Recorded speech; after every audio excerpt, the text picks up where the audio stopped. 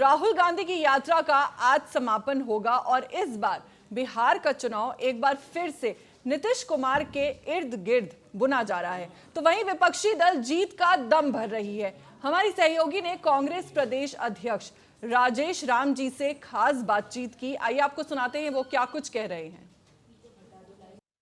राजेश राम जी की भी मौजूदगी है। जी से आपसे बात हो गई है, आपके चैनल को मैं बैठ दिया। अच्छा, 2 लाइन हमारे टीएनपी के लिए भी कह दीजिए। लगातार हमने इस यात्रा को कवर किया है। आपने टीएनसी को बहुत ऊंचाई तक ले जाने वाले 2 होनहार रिपोर्टर थे, जिसमें आप थे, एक और आपके साथी थे, और हमने बीच बीच में वेव किया था आप लोग को कि गुड और वेल डन।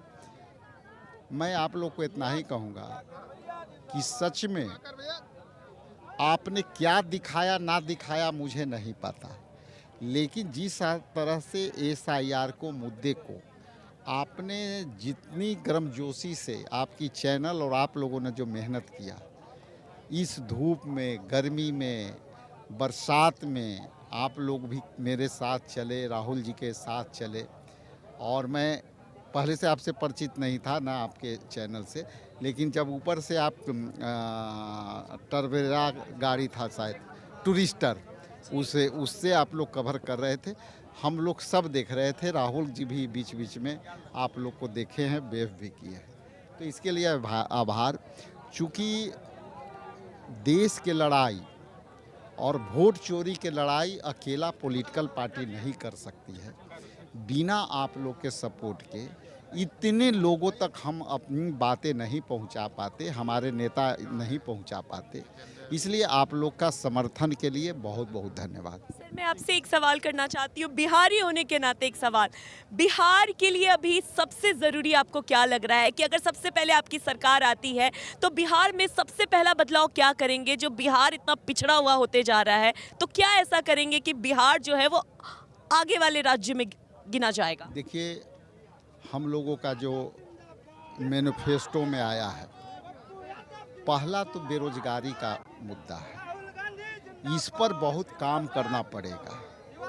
ये अकेले मुद्दे नहीं है, ये मुद्दा यहाँ पे बेरोजगारी और पलायन का है, और आज वही पलायन किए हुए वोटरों का नाम काटा गया है। तो हमारा जो एजेंडा होगा, फर्स्ट होगा कि यहाँ पे लगभग 54 विभाग है, 4 लाख लगभग सीटें खाली है। इसके अतिरिक्त अलग अलग स्कीम वर्कर के काम है। तो सबसे पहले तो बेरोजगारी का मुद्दा है। हालांकि ये दावे करना और उसको लागू करना में दोनों बात में फ़र्क है, लेकिन आपने पूछा कि यहाँ क्या ज़रूरी है, तो बेरोजगारी और शिक्षा महत्वपूर्ण है। शिक्षा का क्वालिटी उच्च स्तर का हो, और हम लोगों ने अपनी मैनिफेस्टो में जो हमारा संकल्प पत्र है, हर घर जो प्लान बना है, उसमें हम लोगों ने 3 चीज़ को बहुत महत्वपूर्ण लिया है।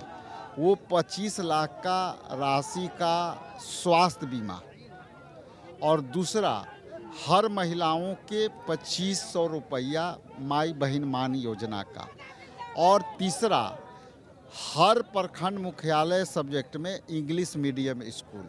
चूँकि हमारा बिहार में जो है इंग्लिश का स्किल्ड हमारे लोगों के पास है नहीं। हमारे लोग दुबई में जाते हैं, यूएई में जाते हैं, विदेश जाते हैं, तो कई लोग इस मुद्दे से मारे जाते हैं कि उनको इंग्लिश का स्किल्ड है नहीं। तो बेसिक चीज़ क्या है कि इंग्लिश से हम हिंदी भाषी हैं, लेकिन एक ज़रूरी मुकाम तक, ज़रूरी रोज़गार को, अच्छे रोज़गार को पाने के लिए इंग्लिश का स्किल होना चाहिए। तो उसके लिए भी हम लोगों ने प्रोविज़न किया है। ये हम लंबी चौड़े वादे के बात नहीं कर रहे हैं, ये एस्टिमेटेड में बात कर रहे हैं कि हम क्या कर सकते हैं। यदि आपसे हम कुछ बात कर रहे हैं तो मेरे पास ये पता होना चाहिए कि जो हम बोल रहे हैं वो हम कर सकते हैं कि नहीं कर सकते हैं। यही अंतर भारतीय राष्ट्रीय कांग्रेस पार्टी में है और दूसरे दल में अंतर इस करके है। हमारे राहुल गांधी जी का भी यही है कि जो सच है वही बोलो, जो झूठ है वो दूसरे पर छोड़ो। तो ये लड़ाई हम लड़ेंगे। बहुत अच्छा। बहुत बहुत धन्यवाद सर।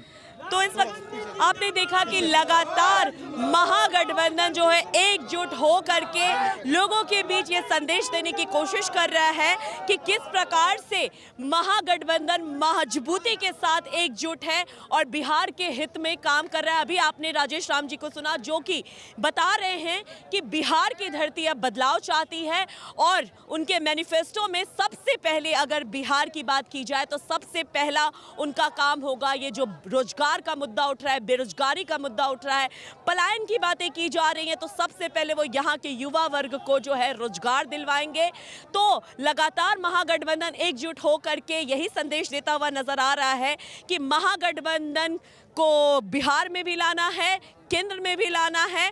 और लगातार आप देख रहे होंगे कि जब हम यहाँ पर देख रहे हैं, जायजा ले रहे हैं गांधी मैदान का, तो लोगों का उत्साह जो है एक नेक्स्ट लेवल पे है। लोग लगातार यहाँ पर वोट चोर, गद्दी चोर के नारे लगा रहे हैं और लगातार जनता जो है बिहार की वो जागरूक होती हुई नजर आ रही है। वो ये बताने की कोशिश कर रही है कि बिहार की धरती अब बदलाव चाहती है और बिहार जो है अब सारे चीजों से हटकर सिर्फ और सिर्फ विकास की बातें करता है, कोई जाति और पार्टी की बातें नहीं करता है। बिहार जाग चुका है, बिहार वासी जाग चुके हैं और बिहार वासी लगातार यही संदेश देने की कोशिश कर रहे हैं कि अब बिहार में उसी की सत्ता रहेगी जो कि यहां पर विकास के वादे करेगा।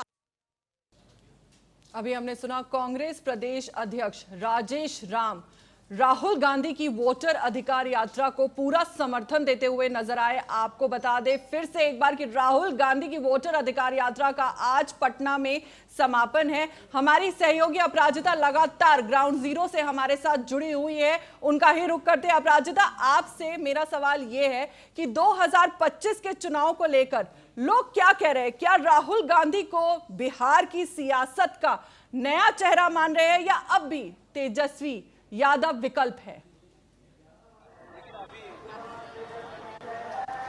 बिल्कुल फौजिया, देखिए अगर हम बिहार की बात करें तो बिहार में जिस प्रकार से राहुल गांधी पहले दिन से वोटर अधिकार यात्रा निकाल रहे हैं, हमने देखा कि लगातार लोगों का हुजूम पूरा लग पड़ा है। बड़ी तादाद में जो लोग हैं अपना समर्थन दे रहे हैं राहुल गांधी की इस यात्रा को और हमारी टीएनपी की टीम भी लगातार इस यात्रा को कवर करती हुई नजर आ रही है। ऐसे में जनता का मिजाज क्या है ये जानना बेहद जरूरी हो जाता है फौजिया। तो हम लगातार जनता के भी संपर्क में हैं और जब जनता के बीच हम जाते हैं ना फौजिया, तो जनता एक ही बात कहती हुई नजर आती है कि अब बिहार बदलाव चाहता है, बिहार की धरती अब बदलाव मांगती है। क्योंकि हमने लगातार देखा फौजिया कि राहुल गांधी अपनी इस वोटर अधिकार यात्रा के माध्यम से लगातार रोजगार जैसे मुद्दों का भी संदेश देते हुए नजर आए। वो लगातार यही कहते हैं कि बिहार में युवा वर्ग जो पलायन कर रहा है, रोजगार की जो समस्या है उसे भी सुनी जाएगी। यानी कि बिहार की जनता की अगर बात करें फौजिया, तो बिहार की जनता जो है राहुल गांधी को केंद्र में प्रधानमंत्री के रूप में और बिहार में तेजस्वी यादव को देखना चाहती है। फिलहाल के लिए इस वोटर अधिकार यात्रा की अगर बात करें फौजिया, तो हमने लगातार देखा कि राहुल गांधी तेजस्वी यादव के साथ कंधे से कंधा मिलाकर चलते हुए नजर आए।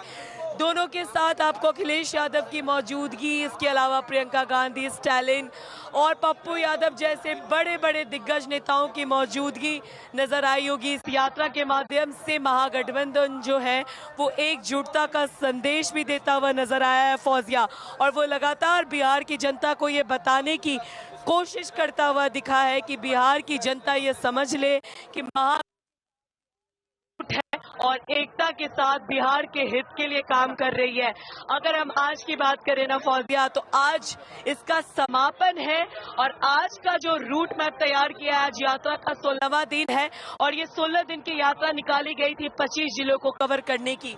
और आज का जो रूट मैप तैयार किया गया है वो पटना के गांधी मैदान से शुरू किया गया है। पटना के गांधी मैदान में इसकी भरपूर तैयारी है। लगातार हम आपको यहाँ की तस्वीरें दिखा रहे हैं और यहाँ की जो तस्वीरें हैं अपने आप में बहुत कुछ बयां कर रही हैं।